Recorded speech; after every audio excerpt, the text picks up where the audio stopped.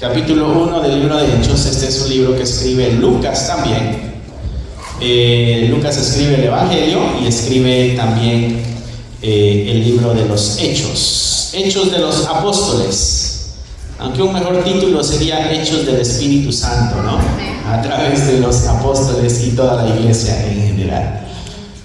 Hechos capítulo 1, vamos a estar leyendo del versículo 6 al 11, va a ser nuestra sección base. Del 1 al 5 hay una introducción del libro. Nos deja saber el libro quién lo escribió, a quién fue escrito y cuál es el propósito por el cual fue escrito. En los primeros 5 versículos lo encuentras, y nuestra lectura será del 6 al 11. La semana pasada nosotros recordábamos la resurrección de Jesucristo y tocamos el pasaje de la primera aparición. Cristo se apareció. Eso va más allá de aparecerse, ¿no? Se apareció 10 veces y la semana pasada nosotros veíamos la primera de esas veces. El día de hoy vamos a ver la última, cuando asciende al cielo, ¿no? Y las instrucciones que da. Y nosotros el día de hoy estamos viviendo en ese periodo después de la ascensión de nuestro Señor Jesucristo y la bajada del Espíritu Santo. ¿Qué nos corresponde como iglesia? ¿Qué hacemos mientras el Señor Jesucristo regresa? ¿Cuál será nuestra responsabilidad como iglesia? Y estaremos viendo 3 puntos el día de hoy que nos pueden ayudar a poder darnos dirección en cuanto a lo que debemos estar o cómo debemos estar viviendo mientras esperamos el retorno de nuestro Señor Jesucristo. Porque estamos esperando que Él venga. Prometió que venía por su iglesia. No sé si tú sabías eso, hermano, pero Cristo dijo que va a regresar por su iglesia y dijo que se la va a llevar. Dice Pablo que será arrebatada y nos encontraremos con Él en las nubes y estaremos con Él para siempre y reinaremos con Él. Así que si tú no sabes nada de reinos, ahí vas a aprender. Dice que reinaremos juntamente con Él. ¿Ya estás ahí en Hechos 1:6? Muy bien. Puntos prácticos, mis hermanos, para vivir con propósito mientras esperamos el regreso de nuestro Señor. Dice acá el versículo 6. Entonces, los que se habían reunido le preguntaron diciendo: Señor, ¿restaurarás el reino a Israel en este tiempo?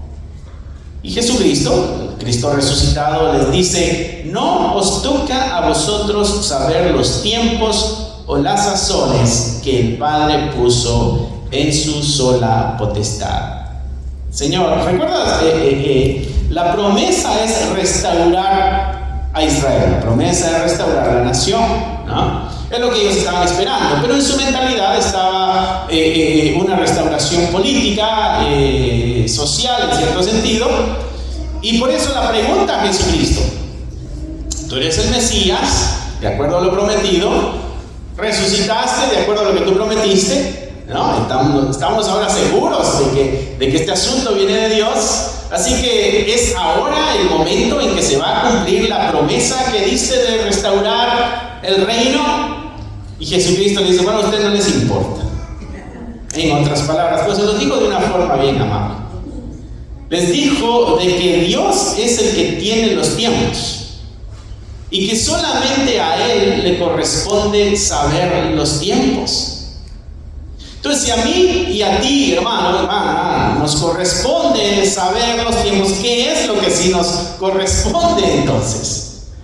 Porque a veces indagamos, ¿no? ¿Cuándo será la fecha cuando Cristo va a regresar? Y muchos han caído en ese error y han puesto fechas, y llega la fecha y no sucede, y dicen: me equivoqué en unos números, y ponen otra fecha. Y eso lo hemos oído muchas veces por televisión de personas que cometen esos errores, ¿no? Pero a nadie le corresponde, de acuerdo a las palabras de Jesucristo. Dice: no os toca a vosotros saber los tiempos o las sazones que el Padre puso en su sola potestad. Primer punto que podemos aprender aquí, mis hermanos: mientras esperamos la venida del Señor, que no sabemos cuándo va a suceder, de acuerdo a las palabras de Jesús, lo que sí podemos hacer mientras estamos esperando es vivir confiados de que Dios es el que está en control del plan y de las fechas. Él es el que sabe cuándo, a qué tiempo, a qué hora y en qué momento. Lo que tú y yo podemos hacer es vivir confiados de que Dios cumplirá esa promesa también. ¿Recuerdas algo que veíamos la semana pasada? En cuanto a Jesucristo cumplió la promesa, el ángel le dice a las mujeres, Él resucitó como les había dicho, cumplió lo que había prometido. Y aquí nos invita a lo mismo, a seguir nosotros depositando nuestra confianza, a vivir confiados en el plan de Dios, porque Dios tiene un plan para la vida de su iglesia.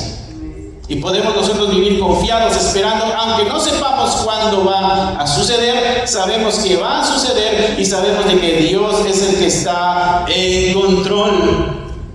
¿Por qué? Porque el reino de Dios, mis hermanos, no es una obra humana, ni tampoco se ajusta a nuestros relojes o a nuestros tiempos, ¿no? Nosotros nos gustaría que sucediera ya, que pasara ya, que Cristo viniera ya. Bueno, no es a lo que nos gustaría o a lo que nos pareciera.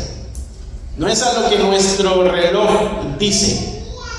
Es al tiempo que el Señor dice. Y entonces, como hijos de Dios, nosotros somos llamados a vivir confiados en ese plan perfecto que tiene Dios. Aunque no siempre lo entendamos. Y aunque no siempre sepamos cómo es que las cosas van a suceder. Pero nuestra identidad como hijos de Dios nos invita a vivir en espera. No sé si tu vida refleja que estás esperando al Señor. Esta es la invitación mientras Cristo viene.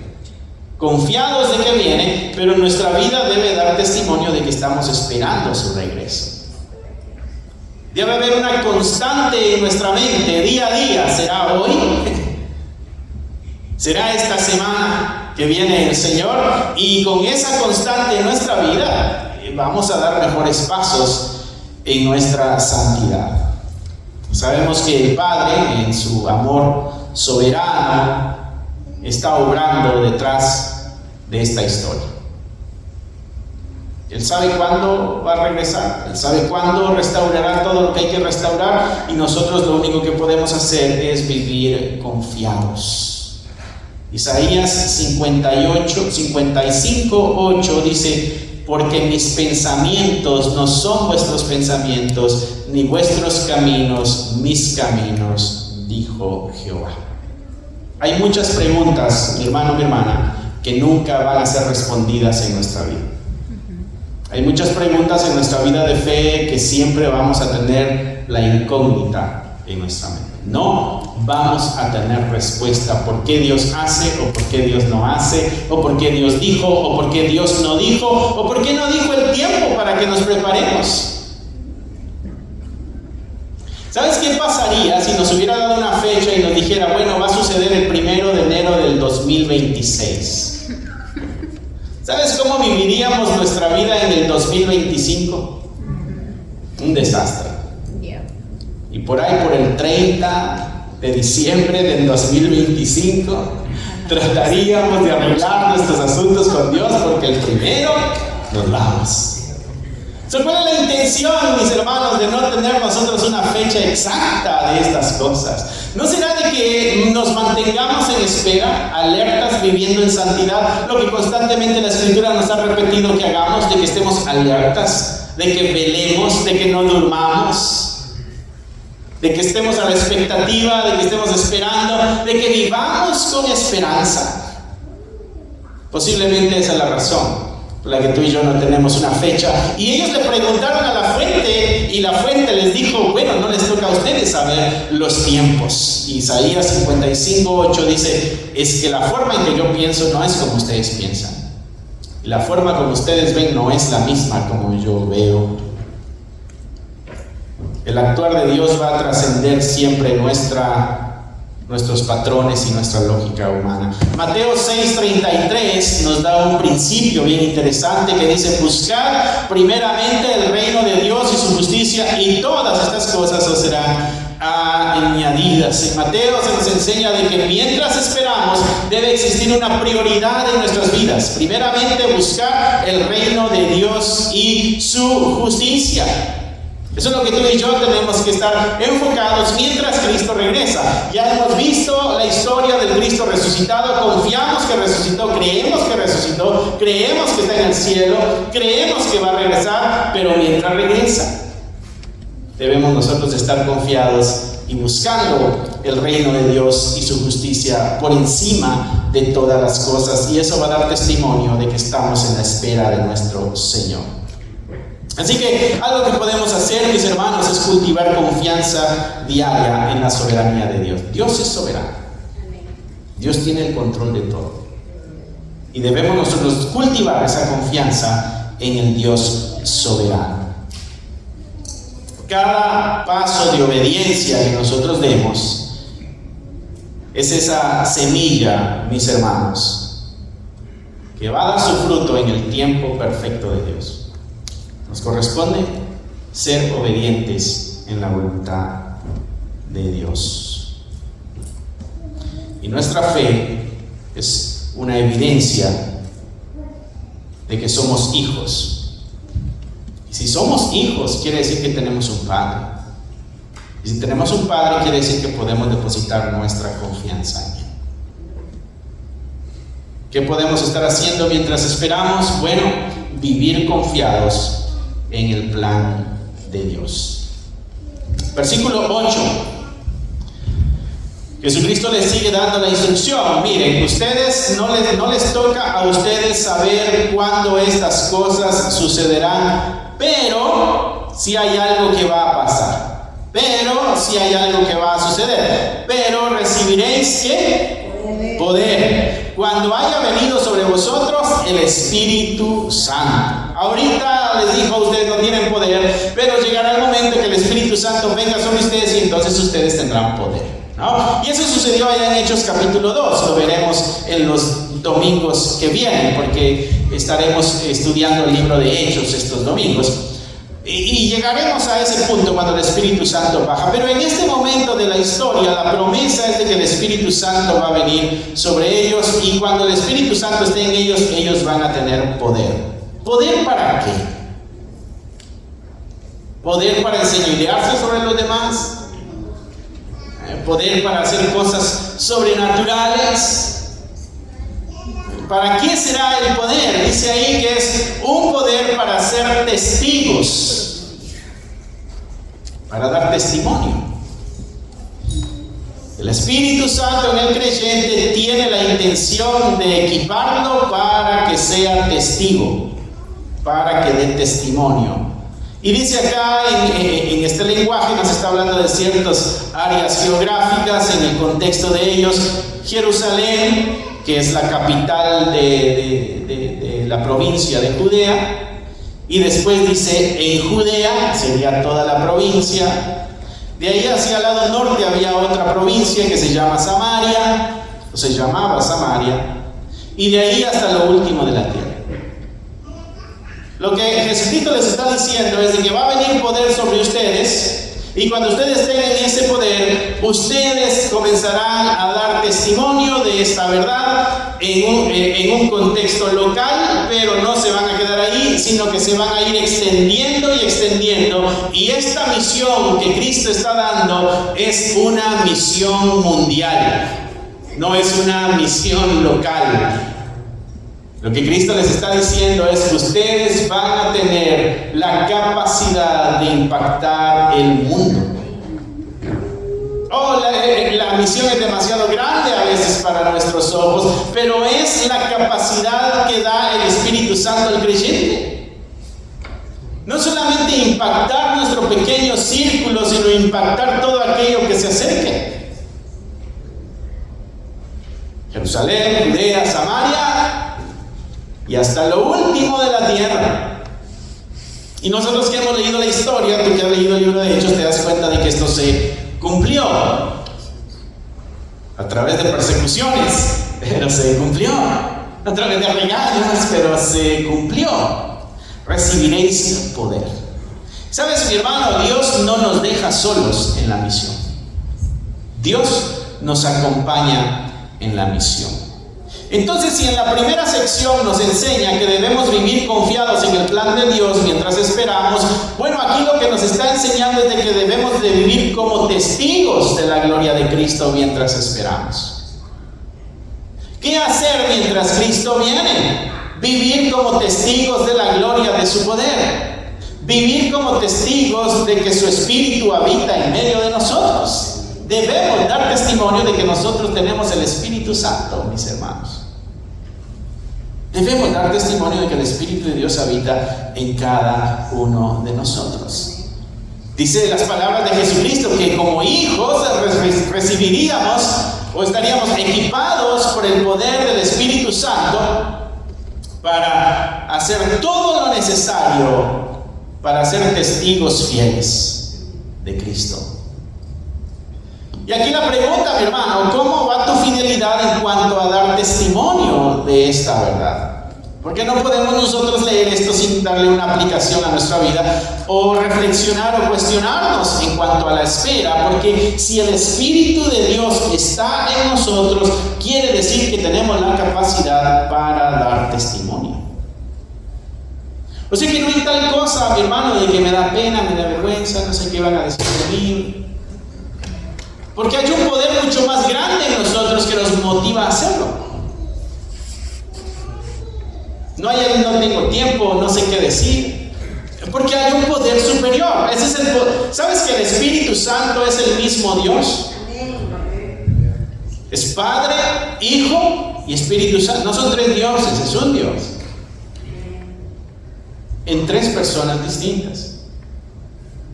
Y una de esas es el Espíritu Santo, que tiene todas las capacidades de Dios. Piensa, actúa, decide, instruye, da dirección, elige las capacidades divinas. Lo que Cristo está diciendo es de que todo ese poder habita dentro de la iglesia. Entonces la iglesia debe vivir como que está llena de ese poder. No aburrida, no sin vida, sino llena de energía de Dios. Amén. Esa es la iglesia de Cristo. Tenemos que dar el testimonio de que estamos vivos. Amén. Y de que esa vida divina habita en nosotros. Que de alguna forma se nos inyectó eso sobrenatural en nosotros y podemos nosotros, si puedes detener eso, me está dando la luz en el ojo, Justin, gracias. Tenemos un tremendo poder en nuestra vida y debemos usarlo. Yo le comentaba a mis hermanos en una ocasión a esta persona que conocía, que tenía uno de esos carros grandes, los Hammers, ¿no? Lo tenía en su garaje, le tenía un calentón porque cuando estaba en invierno le ponía un heater a su carro, ¿no? Tenía una silla y tenía una copa de vino y llegaba y se sentaba y admiraba su carro mientras estaba ahí en el garaje. Y cuando caía la nieve, le pagaba a un pick-up para que quitara toda la nieve de su driveway y tenía un dealer. Y yo le dije una vez, ¿y por qué no le pones una pala a ese animal que tienes ahí adentro del garaje? Tienes ahí toda la energía, toda la fuerza, toda la potencia para mover la nieve de aquí. Y dice, no, eso es para que esté ahí nada más y sacarla para el verano. Y a veces como iglesia tenemos todo el poderío, ¿no? Pero estamos encerrados en el garaje para disfrutar nada más de que somos elegidos y de que tenemos cierto poder. Pero ¿para qué fue el poder? Jesucristo dice que era el poder para ser testigos e impactar de esta manera al mundo entero.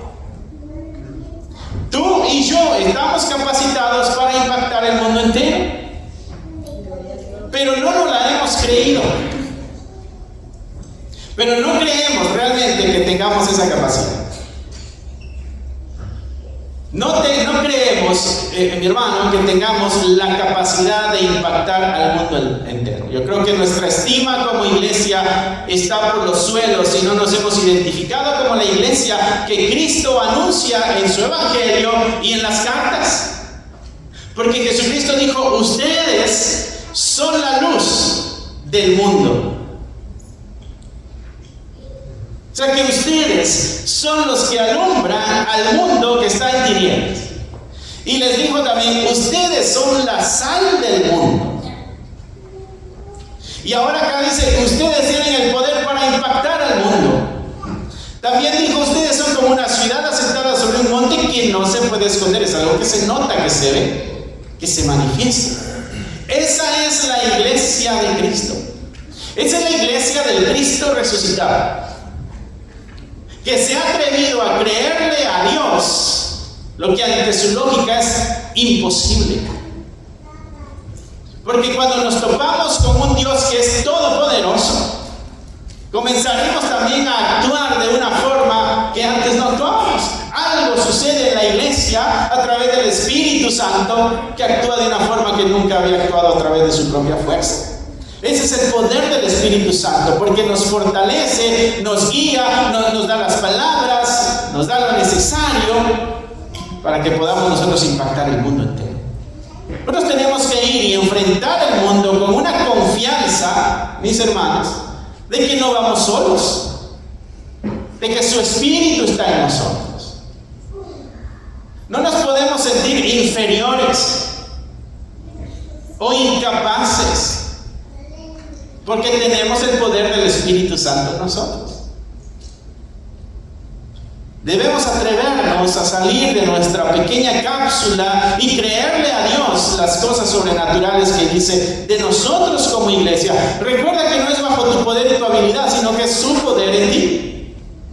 Es su poder en ti. Zacarías 4:6 dice, no con ejército ni con fuerza, sino con mi espíritu, ha dicho Jehová de los ejércitos, cuando hablaban de batallas y de conquistas. No te preocupes, no es con tu habilidad, es con el Espíritu de Dios. Es Él el que vence, Él es el que hace la obra de Dios. Nosotros dependemos del poder del Espíritu para actuar. Y 2 Corintios 4:7 dice, tenemos este tesoro en vaso de barro para que la excelencia del poder sea de Dios y no de nosotros. Pablo, hablándole a los corintios, dice, nosotros somos como un vaso de barro, pero adentro de nosotros hay un tesoro tremendo. Ese es Dios en tu vida. Ese es Dios en tu vida. Somos un vaso de barro, algo que es frágil, algo que se rompe, pero llevamos algo sobrenatural dentro de nosotros. Y ese es el Espíritu de Dios. El poder que llevamos dentro es el poder de Dios, mis hermanos. ¿Cómo debemos nosotros vivir mientras Cristo viene? Bueno, debemos vivir como testigos de la gloria de nuestro Señor Jesucristo. Atrevámonos a creer la palabra de Dios. Eso es lo que venimos aquí, eso es lo que hacemos los miércoles, eso es lo que leemos durante la semana. Esas son nuestras oraciones que nos transformen la mente. Pablo dice en Romanos capítulo 12, versículo 2, que debemos cambiar nuestra forma de pensar renovando nuestro entendimiento. ¿Qué es lo que te repites a ti mismo todos los días? Mi hermano, mi hermana, ¿es algo positivo o es algo negativo? ¿Es queja o son porras? ¿Qué es lo que te hablas a ti mismo como persona? ¿Qué es lo que la Biblia te habla a ti? Bueno, aquí dice que tienes el poder. Aquí dice que has sido elegido y has sido llamado, has sido seleccionado entre todos y se ha depositado en ti el poder del Espíritu Santo. Dice que eres la luz, que eres la sal. Así que la Escritura nos echa bastantes porras, mis hermanos. Atrevámonos a creer lo que la palabra de Dios dice a nuestra vida. Dice el versículo 9, cuando estábamos leyendo ahí, cuando le dio la instrucción hasta lo último de la tierra, y habiendo dicho estas cosas, viéndolo ellos, fue alzado y le recibió una nube que los ocultó de sus ojos.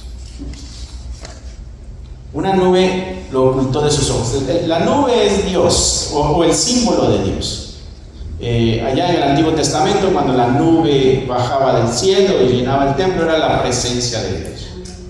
cuando está la transfiguración de Jesucristo, donde aparece Elías y aparece también Moisés, hay una nube que los cubre. Esa es la presencia de Dios. Cuando la nube lo recibe, ese es Dios recibiendo, ¿no? Cuando tiene la visión Daniel de aquel hombre semejante a hijo de hombre que viene en las nubes, ese es Dios, ¿no?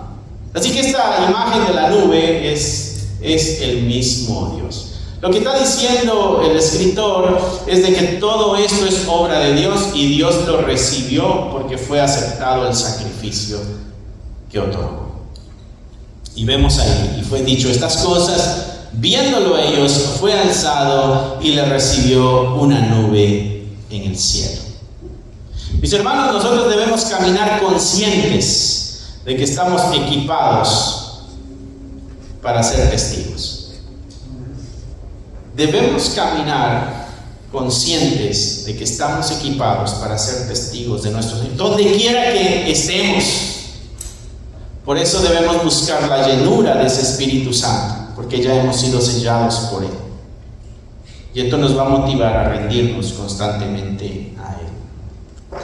Somos portadores de luz, mis hermanos, en medio de esta oscuridad. Tú eres portador de luz en medio de esta oscuridad. El escrito sigue diciendo, versículo 10, dice que ellos se quedaron con los ojos puestos en el cielo. Ellos están viendo, entre tanto que él se iba.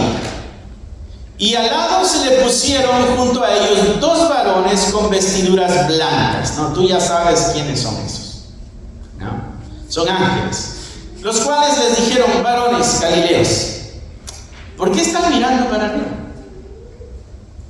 Y pareciera de pronto tonta la pregunta, porque si nosotros hubiéramos estado ahí y Cristo está siendo levantado, yo me hubiera quedado viendo también el espectáculo, el tremendo show, y se está elevando y hay una nube que lo recibe. Y estoy viendo a ver si lo alcanzo a ver todavía, porque ya se desapareció de la vista.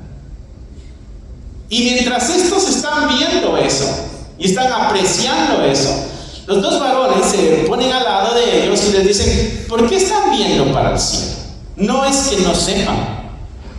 Les dice: perdón, este mismo Jesús que ha sido tomado de vosotros al cielo, así vendrá como le habéis visto ir al cielo. De la misma manera que lo has visto alejarse, de esa misma manera va a regresar. O sea que con la nube iba a regresar. Pero ¿qué hay detrás de esta pregunta de los ángeles a estos varones, mis hermanos? ¿Qué es lo que estos tendrían que haber estado haciendo?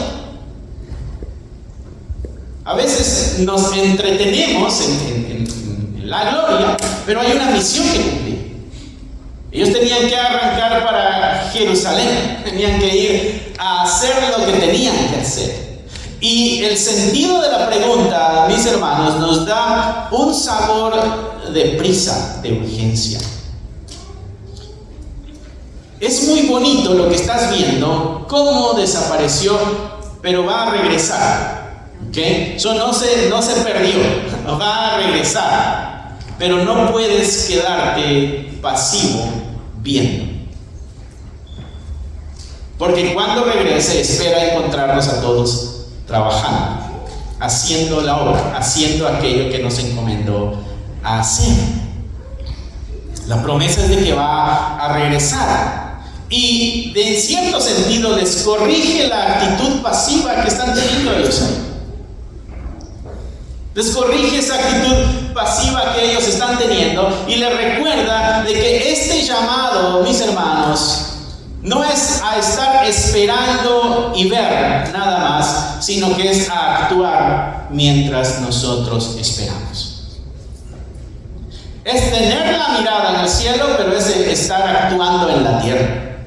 No podemos detenernos en la obra de Dios. La obra del Señor tiene que avanzar. La obra del Señor tiene que avanzar. Cuando Pablo está en las misiones, Juan Marcos está jovencito y va con él en las misiones. Pero al parecer las misiones y las persecuciones como que fueron demasiado pesadas para Juan Marcos. Así que Juan Marcos como que se echa para atrás y ya no continúa con Pablo. Pudo haber sido miedo o qué sé yo. El asunto es de que cuando viene la otra oportunidad, se viene la propuesta de que Juan Marcos acompañe y Pablo dice no. Juan Marcos no, porque nos dejó. Se nos agüitó a medio camino. Teníamos una meta, una misión, pero algo pasó en el camino. Todavía no tiene la entrega, la fuerza, la disciplina, la responsabilidad para continuar. No es de que no se le quiera, no perdió la salvación, no es hijo de Dios. No está en la posición para continuar en la misión de evangelismo. Y entonces Bernabé es el que está ahí negociando con Pablo, pero llega la negociación a un punto tan fuerte que hay una discusión grande, de acuerdo al relato de Hechos, hay una discusión grande, así que se dividen. Bernabé se queda con Juan Marcos, lo sigue acompañando, mientras Pablo se va a las misiones. ¿Por qué? Porque hay un sentido de urgencia. Hay un sentido de urgencia en la obra del Señor. Pablo dice, no me puedo esperar hasta que este muchacho esté equipado para la obra. No me puedo esperar hasta que este muchacho saque 10 en el examen de misiones. Porque hay gente que se está muriendo sin conocer a Cristo. Y cuando tú tienes este sentido de urgencia en el llamado de Dios, mi hermano, mientras esperas, no puedes detenerte y tienes que hablar de esta verdad. Eso es lo que la pregunta del ángel trae atrás cuando dice, ¿y por qué te quedaste viendo al cielo? Él va a regresar. Confía. Hay algo que hacer ahora. Y es de que tenemos que estar activos mientras esperamos el regreso de nuestro Señor Jesucristo. Mis hermanos, la invitación que nos hace esto es a vernos como constructores del reino también, aquí y ahora.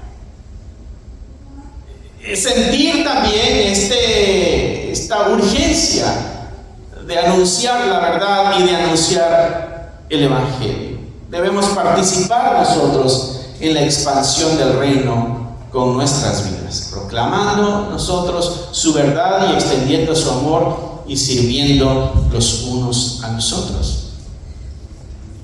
La vida cristiana es un llamado constante a vivir en esta misión. Cuando Cristo se topó con Pedro, Pedro dejó las redes y dijo, ahí voy. Y ahí se fueron los otros pescadores. Y todos dejaron su labor por seguir a Cristo. No te estoy diciendo deja tu trabajo y sigue a Cristo. Pero si es lo que Dios te está diciendo, será mejor obedecer. No digo que yo te lo esté diciendo. Pero si Cristo habla tu vida, va a haber que actuar. Y no podemos esperar. Cuando Cristo se topa con Pablo, nace este sentido de urgencia en Pablo y comenzó a evangelizar al mundo. Y así puedes leer la historia de muchos hombres y mujeres en la historia de la iglesia que fueron impactados de tal manera con Cristo que comenzaron a impactar el mundo ellos también. Porque cuando tú tienes el poder del Espíritu de Dios, no puedes evitar impactar al mundo. Y eso es a lo que tú fuiste llamado, mi hermano, como iglesia. Tú tienes el poder del Espíritu Santo para ser testigos, no solamente en nuestra área local, sino hasta el fin del mundo. Mateo 24:14 dice, y será predicado este evangelio del reino en todo para testimonio a todas las naciones, y entonces vendrá el fin. ¿Quieres tú que Cristo venga? Hay una forma quizá de apresurar de que Cristo venga, y será predicar este evangelio en todo el mundo. Cada vez que tú y yo anunciamos este evangelio, apresuramos un poco más el regreso de nuestro Señor Jesucristo. ¿Qué es lo que tú y yo debemos hacer mientras esperamos anunciar este evangelio? El evangelio debe ser anunciado activamente en todo el mundo, y eso debe ser antes de que Cristo venga. Primera de Tesalonicenses 5:6 dice: por tanto, no durmamos como los demás, sino velemos y seamos sobrios. Pablo a los tesalonicenses les dice: nosotros no somos como el resto.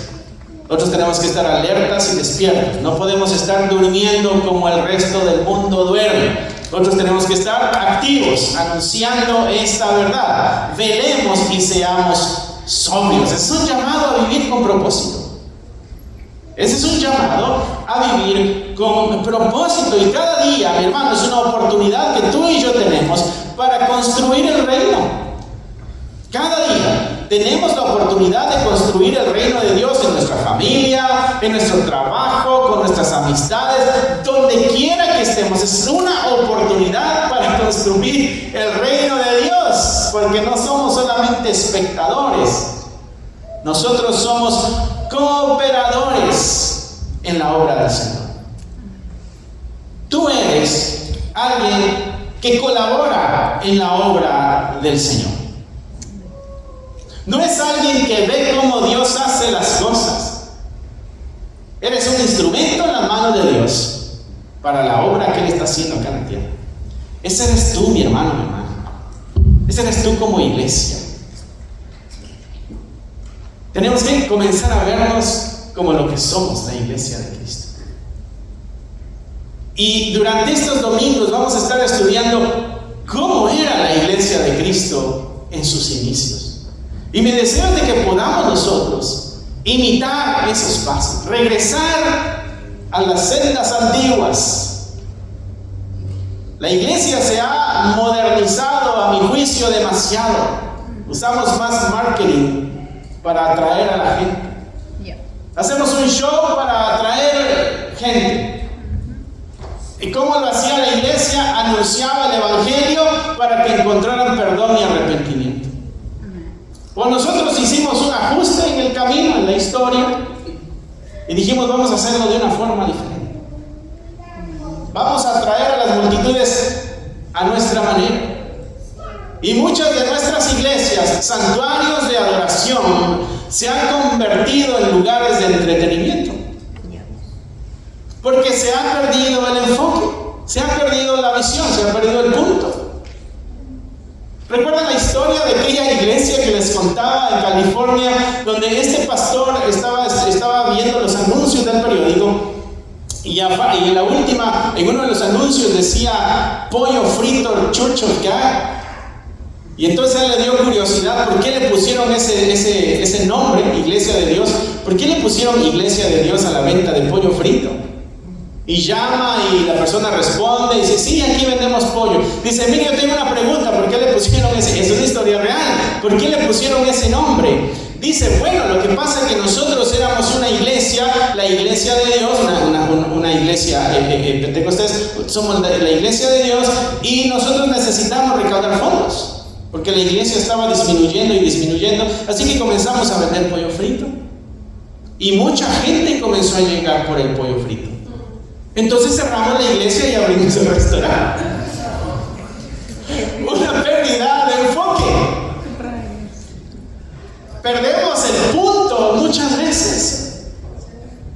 Y ese es el peligro que tú y yo tenemos cuando nos despegamos de los principios de la Biblia y comenzamos a adoptar maneras humanas, formas que vienen bajo nuestra lógica y nuestra razón. Pero cuando tú te topas con Dios, mi hermano, te das cuenta que no hay espacio para tu lógica y para tu razón. Simplemente seguir los principios que Él dijo que siguiéramos y las cosas van a comenzar a suceder.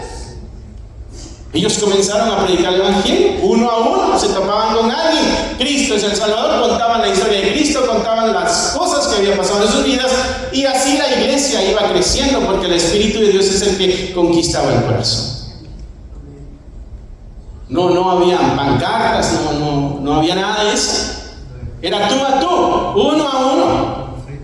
Pero ahora nos da vergüenza hablar con otra gente. Hasta nos da vergüenza llamarnos, nos mandamos textos mejor. Y entonces hemos perdido la idea de relación de iglesia. Somos un cuerpo, ¿no? Y cuando vamos perdiendo este enfoque, podemos despegarnos de la misión muy fácilmente. Y podemos convertirnos en un grupo de gente que tiene una rutina donde el domingo se juntan para escuchar una lectura, un mensaje, un aplauso, y se regresa a su casa. Y se olvidó del cristianismo de lunes a sábado, hasta que viene el siguiente domingo. Corremos el peligro nosotros de caer en esa rutina.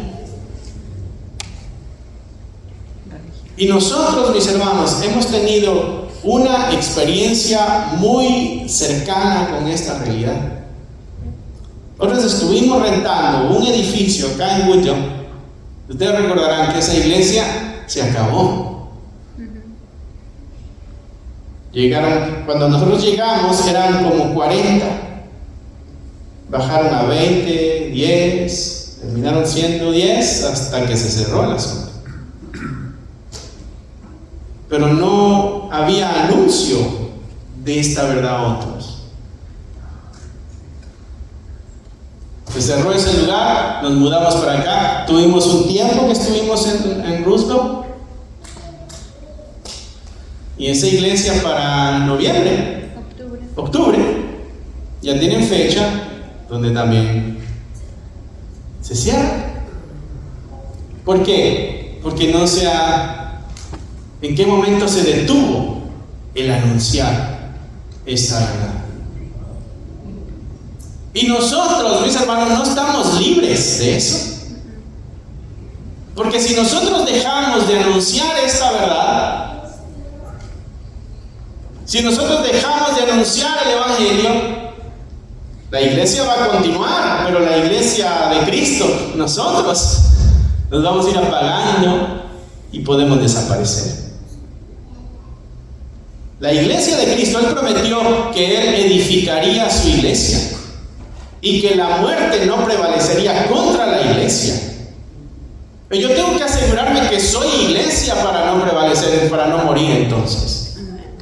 Debo asegurarme de que tengo al Espíritu de Dios y que estoy capacitado para dar este evangelio donde la oportunidad se me presente. Debo hablarle a todo el que se me acerca de esta verdad.